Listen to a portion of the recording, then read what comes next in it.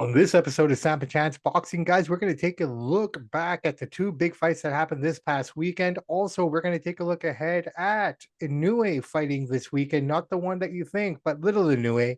This plus Cody Crowley finally getting his chance at a world title. All this and so much more on this episode of Samp&Chance Boxing. So strap in and thank you for letting us into your ears.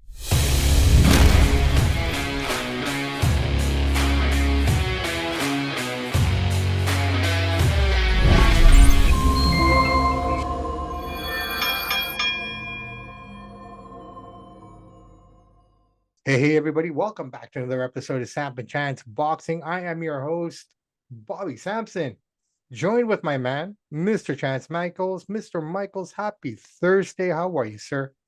Doing pretty good. How about yourself? I can't complain, man. Everything is beautiful. Here we are. The weekend is quickly fast approaching. We got some boxing, we got some wrestling, we got some UFC fight night. So the weekend's shaping up pretty nicely. For events, man. Yeah, I can't complain. I mean, it's always good, right? I mean, there's always something happening on the weekend, it seems like. Always something. Always something. And shout out to our partners who allow us to go and watch all these things on a consistent basis. So yeah, I mean, it takes a family to run these shows, brother. It feels like sometimes. Yeah, I totally agree with you on that. Fantastic. All right, why don't we get right to what we want to talk about? Let's get right into Foster Nova that happened this Friday night, last past Friday night. It was a top ranked card. Your 1 second here. Here we go. With your thoughts on the match, man.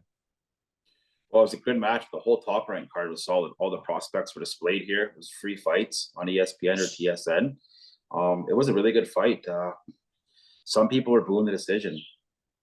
I thought Foster won. I thought he edged it out, but it was a good battle back and forth. Obviously, Bruce Carrington stole the whole show with that knockout. In the fourth round? Yeah, that was insane. I know he wasn't fighting the most highest level competition in Torres, but still, he's a young up-and-comer. But Foster won the fight. It was competitive. Nova held his own, but it was a good. I was more excited about the undercard fights in this fight, actually. But I just good to see all the young guys, prospects up and coming. Top rank is loaded from top to bottom. They're stacked, and it was a great night of boxing. And I think the best card of the year so far. All the years have started. But yeah, I know Foster deserved the win, and he edged out a close fight. What are your thoughts on it? Yeah, well, first things first. I mean, Foster admitted he had a really bad weight cut. And that probably cost him. And this is the issue I have with this now. They brought him on. Top Rank, Bob brought him on because Navarrete was going to move up in weight. So this guy was supposed to be their star at 130, but he's having a hard time with this. So even he said, like, no excuses. He didn't have the best performance of his life. And no disrespect to Nova. Nova did what he was supposed to do. He got in there. And I would not have been surprised if Nova had won the match. I don't think. Well, it's funny when Foster said that. Yeah, you didn't have the best performance of your life because Nova's such a good fighter. He wasn't allowing you to do what you wanted to do. So exactly. That's what I'm saying. Nova held his own and fought a real good fight. No, 100%. I completely agree with you. Right, so it could have gone either way. But that being said, I think Nova had this fight pretty much, in his grasp up until the 6th round. And that's when you started to see Foster kind of coming out and kind of picking his shots and kind of getting into a flow. But it took him a little while to get there. Not the performance that we were expecting from Foster, and maybe not the performance we were expecting from Nova, but Nova fought the right fight. He fought, he took his shots, he moved out of the way, he wouldn't let him set up. He kept moving, right? Where Foster probably, finally started going southpaw a little bit to confuse him, and that kind of got there. But you could also see that Nova was starting to get tired as well. He was. So, here's the question now. Is this going to work for Foster? Can he maintain 130? He's a pretty big boy for 130. I mean, if you look at him, right? I mean, his frame, I think, has a hard time dealing with that. So going forward, let's see. I don't know. But yeah, Foster won. I think it was the right call. I mean, at the end of the day, it was close though. He had the better punches. He was more precise. That being said, that's completely opposite of what happened into the next fight that we're going to go into here. But overall, the card was great. Bruce Carrington, superstar in the making. And you're right, my friend. I think right now the best prospect pool in boxing Top Rank is Top Rank, man. And those cards that you had Abdullah Mason, you have Tiger Smith, you have Bruce Carrington, Carrington, Shushu himself, and a lot Keyshawn of people Davis. say, yeah, Keyshawn Davis as well, and a lot of people are saying that Bruce Carrington, he's not a prospect anymore. He should be fighting for a title in his next couple of He needs to fights. fight better competition. Like what that KO did to Torres was insane, but he needs to Yeah, step up the level of competition. And I well, think he'll be that's what I'm fine when he saying. does, but he needs That, to now. but that's what I'm saying. I don't think I would keep him as part of that prospect pool anymore because he kind of he introduced himself to the world. Oh yeah, That promo that he big cut time. at the end, hey, guys, go back. If not, watch the fight, but watch his post-fight interview, and it was Ali-esque. I'll leave it Yeah, at that. It was he's a fun. good kid because I heard him on Sirius XM actually right after the next day just by chance. He's very humble. He's very nice. He has a tough background. His brother got killed in gang shootings, and he grew up very poor. And but yeah, he's very nice, very humble, very reasonable. I don't mean this in any He came disrespect. across as a good guy. I don't mean this with any disrespect to any warrior out there, but man, show me a story that's not different from every other guy that fights in boxing. Yeah, absolutely. Right? Majority of these guys come from that Well, you lifestyle. need that extra edge, right? That extra something inside of you, to Yeah, come from yeah. poverty. Usually, the better fighter. Not always, but in the most Most cases. cases, I mean, if you ever think about every guy that you ever heard an interview from, I was poor. None of us lived in one house. Mhm. Right? Like, I mean, they Yeah. all have pretty much the same story. Some of them are a bit more tragic. Some are very There's a tragic, few guys like Floyd Mayweather, whose dad was a boxer. He kind of had a little bit. I wouldn't say a silver spoon, but he wasn't poor. You know what I mean? So there is exceptions, but for the majority, you are right. right? I mean, it's unfortunate, but that's kind of like what the prerequisite is to be a boxer. You have to be poor, live in the hood or in the projects or in the Mm-hmm. housing unit, and Yeah. that's your lifestyle. All right, let's move on to the next match. Jojo Diaz against Bernard Perez. Um, I was shocked a little bit. I didn't think Perez was going to beat him. That was an upset. You? It was. Yeah. It was. That was this is the Golden Boy card you're talking about. Yeah. I Yeah, know it on was. Thursday. It's good. Yeah, on Thursday. It's good to see upsets like this happen because you don't always want the favorites to win because then it's boring, right? Unless it's your favorite fighter, but that was not a bad card either. Actually, it wasn't as good as a top ranked card. But No, De La Hoya is trying and he's trying to put exciting fights together. He's got Haney versus Garcia coming up, huge fight. That'll be the #1 pay per view of the year, maybe. Unless Usyk and Fury can beat it, that's going to draw a huge. Garcia is huge, but yeah, I know. I thought the Golden Boy card was solid, and Perez came out to fight, man.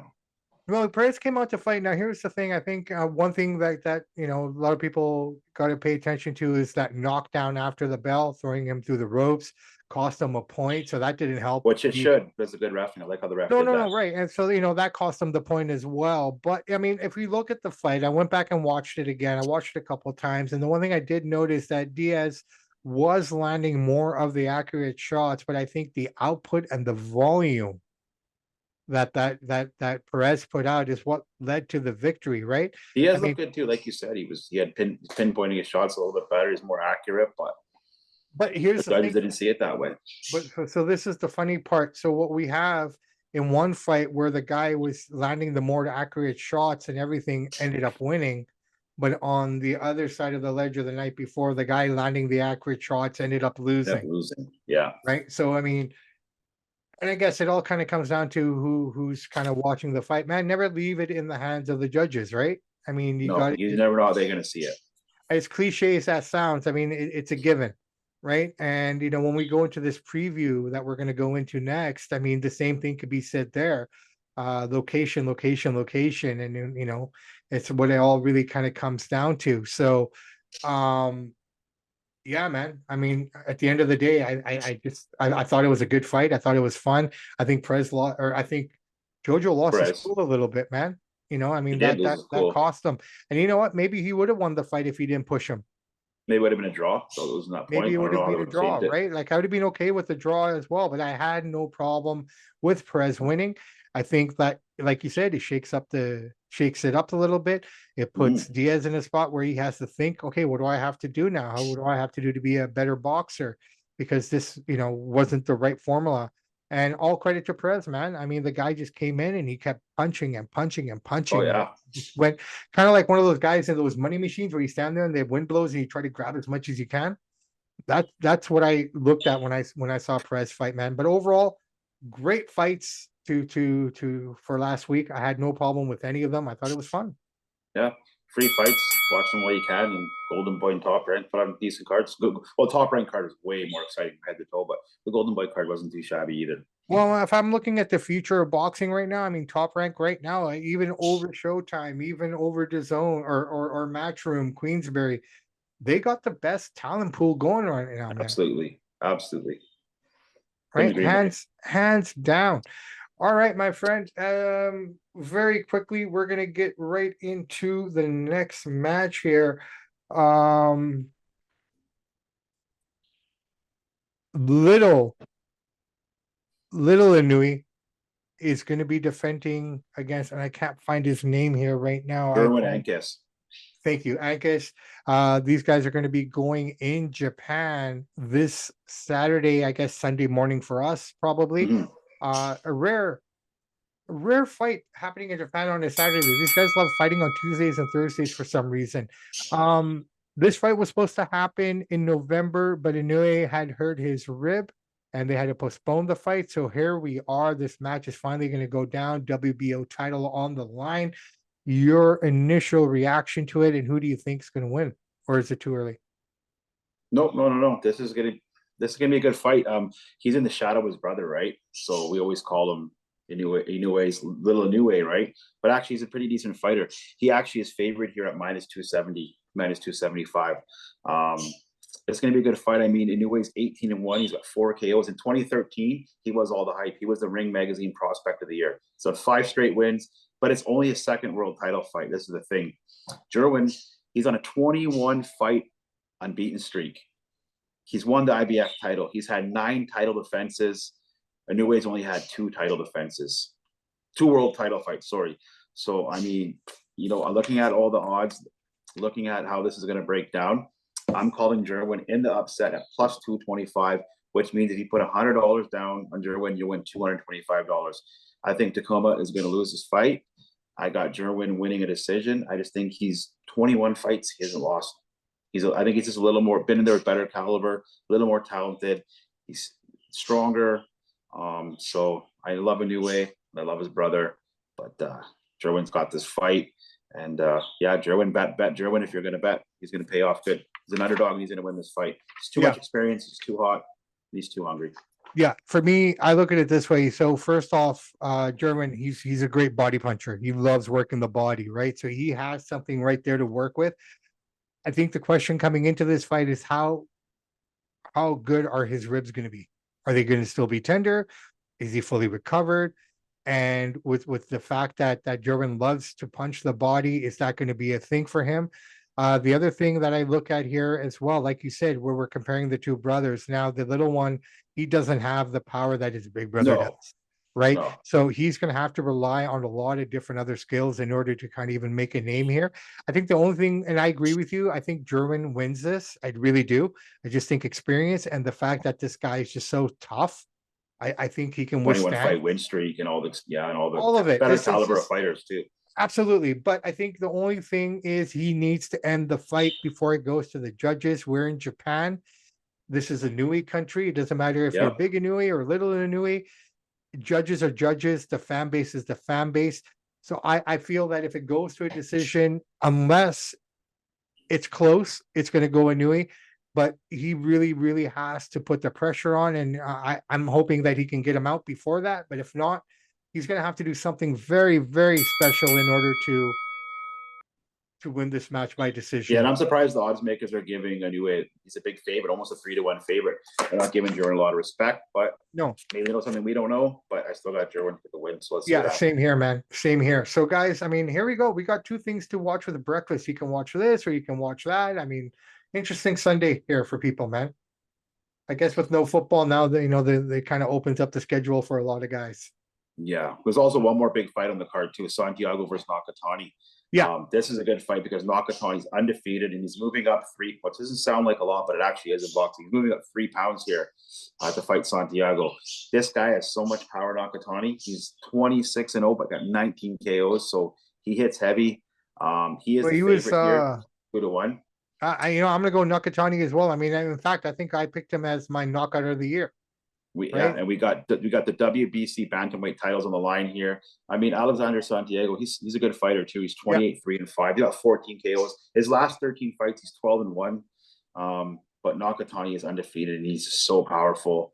This is a good fight. This is the co-main event. This is a pretty solid card actually. So this fight I think this fight is actually going to be more exciting than the Inoue Derwin fight, but we'll see what happens. Yeah, well, I guess Nakatani's going to win this. I think he gets him out. Yeah, well, Nakatani coming off the knockout of the year, which not only did we give him that award, but a lot of the other big outlets did as well, right? So, I mean, my only question is he going to sit back and wait for that power shot, or will he work him? So that's the question. That's what I'm interested in. Is he going to be one of those guys who sits back and waits now because he knows he has the power and he's known for the power, and just wait for that one shot? If that's the case, I think this favors Santiago. If that's the case, no, I don't. I see Nakatani. I got him 8th round. So then you're going to take him down. All right. Yeah, he hasn't lost yet, but I could be wrong. You never know. I'll say Nakatani in 10.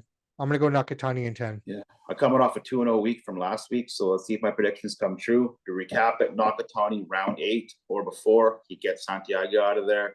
I got Jerwin taken down Inoue in a decision. I know what you're saying. It's in Japan. He won't get the decision, but I think it's be such a lopsided fight the last few rounds that he's going to get it. So that's my prediction. Let's see if I keep my streak going. And I'm on board with you. I'll go 10 rounds with Nakatani, and I'm going to go German by decision, but he has to really, he can't give them a reason not to. You know what I mean? And that sucks for him. That really does. That puts more pressure on German, in my opinion. Yeah, should be a good card. It's pretty solid. All right, man. So we saw that the IBF is now saying that Boots Ennis has to defend his world title, against Cody the Crippler Crowley, friend of the show, fellow Canadian, perhaps on the May 4th undercard of Canelo and Charlo. Not officially, but it's not as Charlo yet, eh? Isn't that crazy? It's not official. Who knows what he's doing, man? But I mean, he's fighting May 4th either way in Vegas. Yeah, and this could potentially be on the undercard, maybe the co-main event of the night. It would be the co-main event for sure. Yeah. Let's talk about it, man. So we've talked a lot about Cody Crowley, and the last time he fought was almost a year ago, past a year. It'll be 14 months, and when he fights in May, which is way too long of a layoff for a guy that young. Yeah, for that young, but that also we could say it's him. We could also say that it's the promotion not promoting him. Both. It's a combination of both.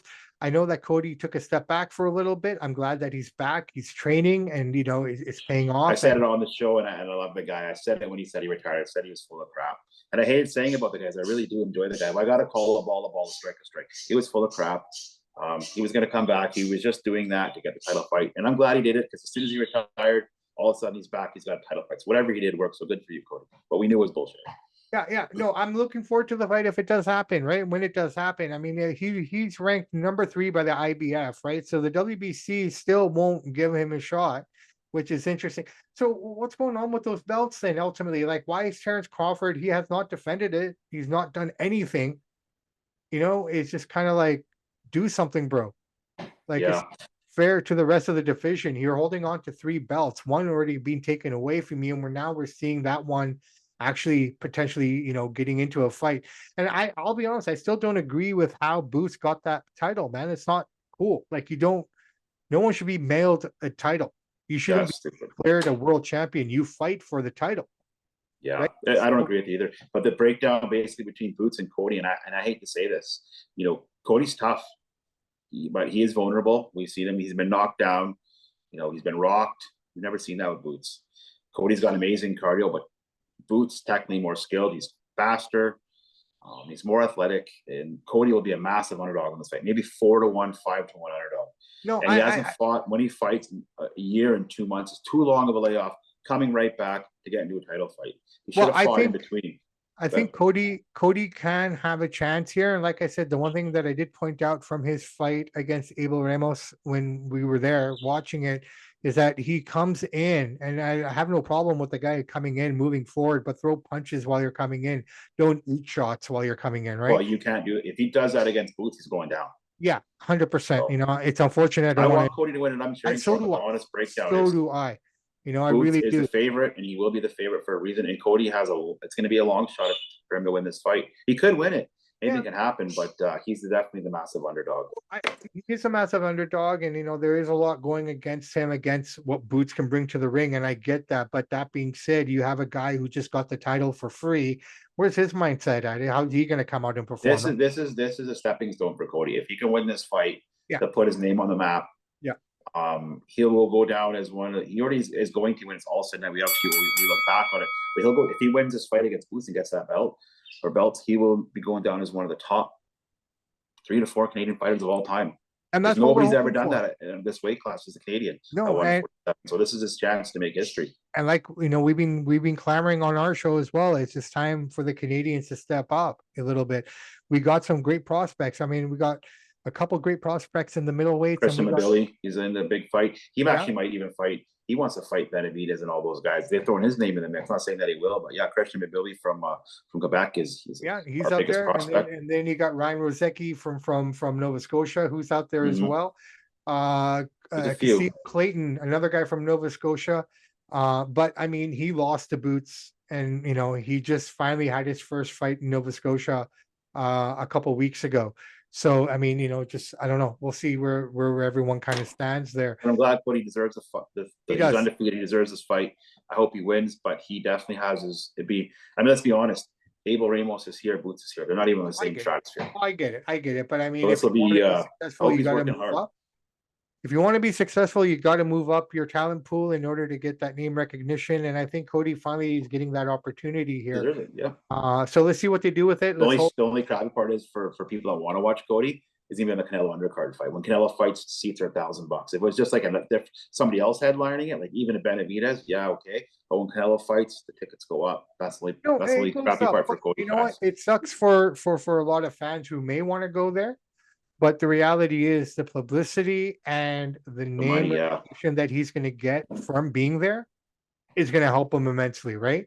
Yeah. So, I mean, this could help him both inside and outside the ring in terms of name recognition and just getting other fights after this. So, you know what? Congratulations, Cody Crowley. We are cheering for you, brother. We want only the best for you. So, at the same time, though, we have to say what we have to say, and sometimes it's not what we want to say, but we have to call it like we call it. But Cody Crowley, congratulations, man. I hope you come out successful, and we are cheering for you.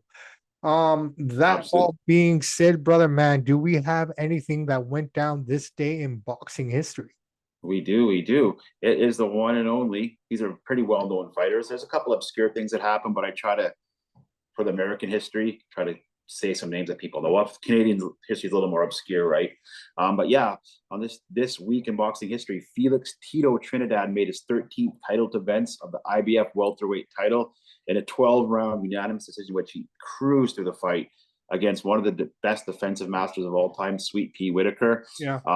Tito put him down in the second round. After that, Purnell was just a shell of himself. He got destroyed by Tito. He ended up losing the decision 12 rounds, but once Tito put him down in the second round, he took his soul out, I guess if you want to say. And then Canadian history, I'll bring this one up. He's our most renowned heavyweight besides Lennox Lewis, George Chuvalo in 1966. He actually fought Muhammad Ali in 1971 in Pacific Coliseum, but this one is from 1966, Maple Leafs Garden for the WBC World Heavyweight title. Ali made easy work of him. 15 rounds, smoked him from pillar to post, but he still was in there.